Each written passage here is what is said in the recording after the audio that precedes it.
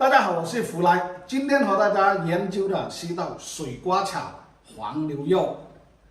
接下来开始表演。这个时候先把牛肉切成薄片，稍后还要给它做一个简单的腌制。平时大家炒牛肉的时候都喜欢搭配哪些辅料？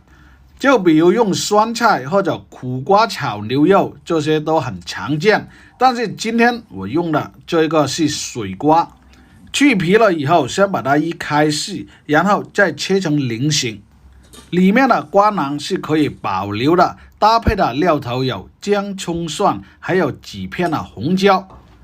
在腌制的时候，加入适量的底味、盐、糖、生抽，还有少许的清水和料酒，再把它抓拌均匀。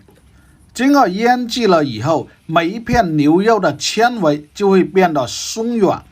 而且还会充分的吸入刚才加入的这些调味料，继续的搅拌它上劲了以后，再给它加入适量的生粉，可以让它在盛菜时的口感会变得更滑嫩。但是在炒制的这个环节也是很讲究的，一定要把火候控制好。最后再给它加入适量的花生油，锁住它表面的水分，还可以起到一种增香的效果。当水瓜切好了以后，再用盐水来浸泡，可以起到一种抗氧化的作用。在炒制之前，先把水瓜做一次焯水，同时加入适量的盐作为底味，还有少许的油。倒出后再去把锅烧热，加入适量的冷油。再把牛肉放到锅里面炒至10秒左右，即可把它倒出。这时候牛肉的成熟度已达到70%，这个就是我们所说的火候了。倒出后，再把备好的料头放到锅里面煸炒出香味。因为水瓜的含水量是偏重的，所以在炒制的这个环节是分为2个步骤了。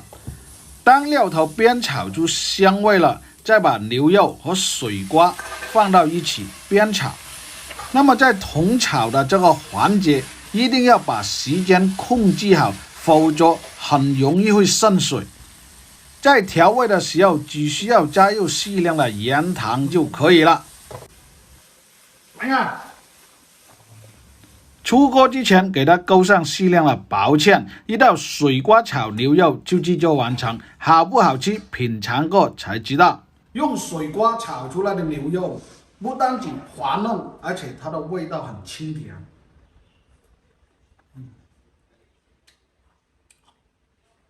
喜欢吃牛肉的朋友尝试一下。